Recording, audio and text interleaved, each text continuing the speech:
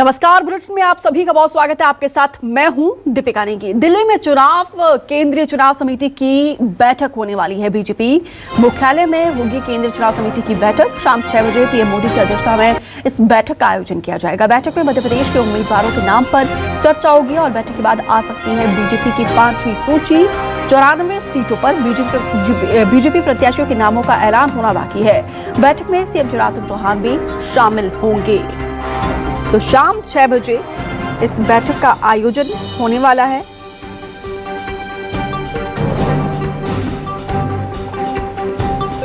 और आपको बता दें कि बैठक की अध्यक्षता पीएम मोदी की तरफ से पीएम मोदी करेंगे।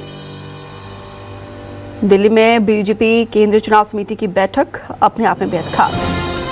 बाकी बची हुई सीटों पर मुहर लग सकती है। 94 सीटों पर मंथन होगा और शाम 6 बजे ये बैठक अपने आप में बेहद खास। बैठक में मध्य प्रदेश के उम्मीदवारों के नामों पर चर्चा होगी। 94 सीट ऐसे हैं जिसको लेकर अभी भी पशुपेश की स्थिति बनी हुई है। राकेश चतुर्वेदी ज्यादा जानकारी के साथ जुड़े हैं। राकेश जी, आज शाम 6 बजे पीएम मोदी की अध्यक्षता में बीजेपी केंद्रीय चुनाव समिति की बैठक है। क्या ये तय समय पर शुरू होगी बैठक, और इस बैठक को लेकर क्या जानकारी?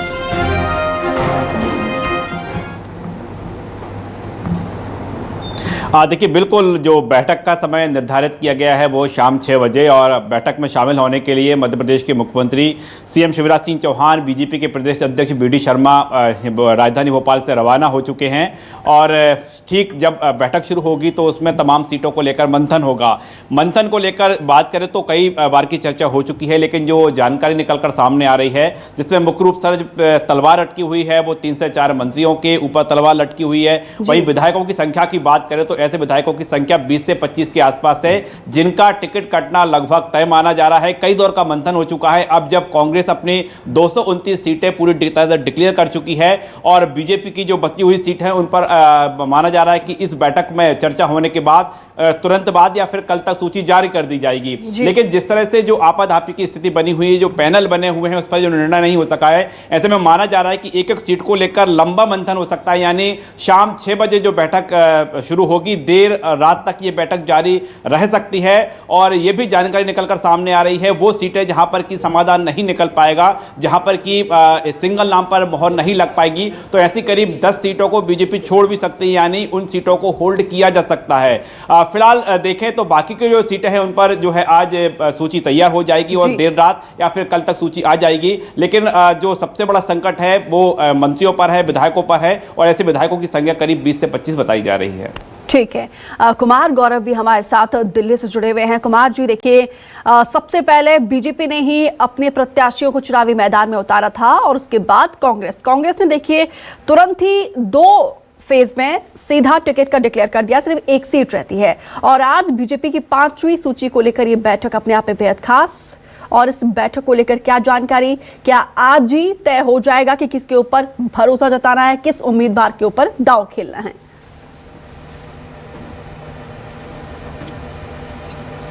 देखिए, बिल्कुल आपने ठीक कहा कि बीजेपी ने सबसे पहले अपने उम्मीदवारों की सूची जारी की थी। जो डी कैटेगरी की 39 सीटें थी जिस पर बीजेपी चुनाव लगातार 3 बार से हार रही थी, उस पे उम्मीदवारों की सूची बीजेपी ने सबसे पहले जारी की थी। लेकिन अब एक तरह से कांग्रेस सूची जारी कर चुकी है और बीजेपी के 94 उम्मीदवारों को अभी भी उनके नाम के ऐलान होने का इंतजार है। तो बिल्कुल आज शाम 6:30 बजे, यानी अब से लगभग 2-2.5 घंटे बाद प्रधानमंत्री नरेंद्र मोदी, मैं जहां हूं इसी बीजेपी मुख्यालय में पहुंचेंगे और जेपी नड्डा की अध्यक्षता में केंद्रीय चुनाव समिति की बैठक शुरू होगी, जिसमें बीएल संतोष जो संगठन महामंत्री हैं, गृह मंत्री अमित शाह, आप जैसा कि मध्य प्रदेश से की जब चर्चा होगी तो बीडी शर्मा और मुख्यमंत्री शिवराज सिंह चौहान के साथ जो मध्य प्रदेश कोर ग्रुप की टीम है वो इन बड़े नेताओं के साथ बैठक में बैठेगी और सीट बाय सीट डिस्कशन होना है। लगभग ये बताया जा रहा है कि जो 94 सीटें बची थी उस पर राष्ट्रीय नेतृत्व यानी केंद्रीय नेतृत्व के साथ प्रदेश कोर ग्रुप की बैठक हो चुकी है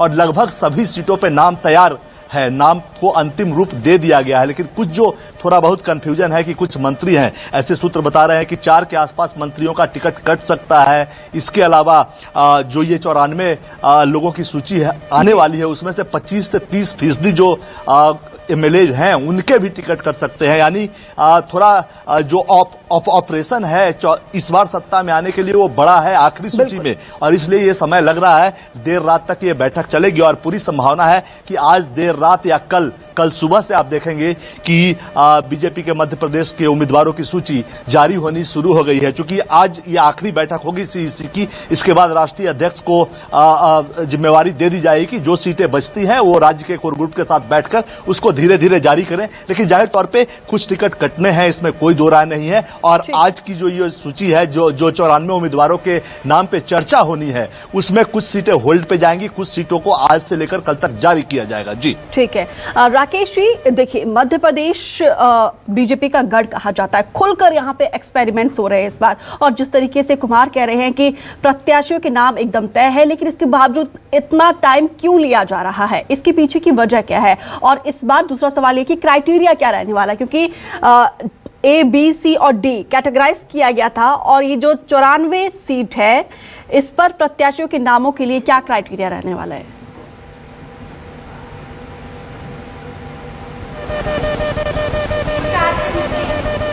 की बात करें, जो पहली, दूसरी, तीसरी और चौथी सीट आई है, हम उनको समझें। जो पहली सीट थी वो सबसे जो टफ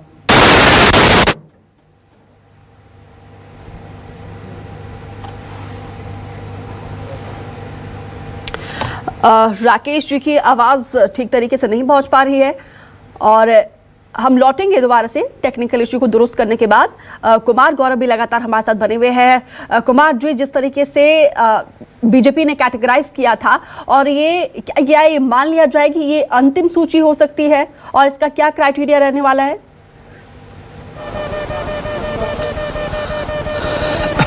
देखिए, जाहिर तौर पे चुनावी राज्यों की और पार्टियों की अगर बात करेंगे तो क्राइटेरिया जो होता है वो टिकट का, वो सिर्फ और सिर्फ जीत होता है। बिल्कुल। अगर उम्मीदवार जिताऊ होगा तो उसे टिकट मिलेगा, बाकी तमाम क्राइटेरिया पीछे छूट जाते हैं। पार्टी जो भी दावा कर ले, महिला को टिकट देंगे, युवाओं को आगे बढ़ाएंगे, अगर जीतने वाला जो भी चेहरा पार्टी को दिखाई देता है उसे वो टिकट देती है। आपको बताऊं कि मध्य प्रदेश में 6 से 7 इंटरनल सर्वेज हुए हैं, जो अलग अलग एजेंसियों के साथ साथ संघ के कैडर्स ने भी किया है, और उस लिहाज से पार्टी किसी नतीजे पे पहुंचती है। बीजेपी में बहुत साइंटिफिक तरीके से उम्मीदवारों का चुनाव किया जाता है, और जाहिर सी बात है जो आपने क्राइटेरिया की बात की उसमें सिर्फ और सिर्फ एक क्राइटेरिया है कि आखिरकार उन 7 सर्वेज में, जितने भी सर्वेज पार्टी करते हैं या बड़े नेताओं की जो फीडबैक होता है, जो रिपोर्ट होता है, उसमें कौन जीत सकता है, वैसे उम्मीदवार पे ही पार्टी अपना दांव खेलती है। बाकी तमाम बातें किनारे उस वक्त होता है जहां जीत की बात आती है। चूंकि चुनाव में अगर आपको अपनी आइडियोलॉजी को चलाना है राज्य में या देश में, तो सबसे पहले आपका उम्मीदवार जीतना चाहिए, और उसी तर्ज पे बीजेपी आगे जाती है। जहां तक आपने आखिरी सूची की बात की, ऐसा बिल्कुल नहीं होगा। 94 उम्मीदवारों की जो सूची है, इसमें कई टुकड़ों में उम्मीदवारों के नाम जारी किए जाएंगे। चूंकि जिन पे विवाद नहीं है उनकी सूची एक झटके में, यानी 50 से 60 के आसपास जो सीटें होंगी, एक झटके में आज देर रात या कल सुबह के बाद से, कल दोपहर के आसपास एक झटके में जारी होंगे। लेकिन बाकी जो 25-30 सीटें बचेंगी जहां पे विवाद का डर हो कि कहीं उस सीट से कोई नाराज होकर दूसरी पार्टी में न चला जाए या वहां से निर्दलीय न खड़ा हो जाए, वो जो तमाम सीटें हैं वहां पे ग्राउंड मैनेजमेंट करने के बाद ही धीरे धीरे सीटों को रिलीज किया जाएगा। तो अब जो सूची आएगी जिस पे आज चर्चा होगी, केंद्रीय चुनाव समिति उसको अंतिम रूप दे देगी, इसमें कोई दो राय नहीं है। क्योंकि इसके बाद मध्य प्रदेश के सीटों के लिए कोई केंद्रीय चुनाव समिति की बैठक नहीं होगी। लेकिन जो क्लियर कट सीट है, जहां विवाद की स्थिति नहीं है, वहां उम्मीदवारों की सूची तुरंत जारी कर दी जाएगी देर रात से कल तक। बाकी पे धीरे धीरे राष्ट्रीय अध्यक्ष बात करके ग्राउंड लेवल पे जिस तरह से मैनेजमेंट होता जाएगा, लोगों को जो नाराज होने की स्थिति में होंगे उनको मनाने के साथ ही धीरे धीरे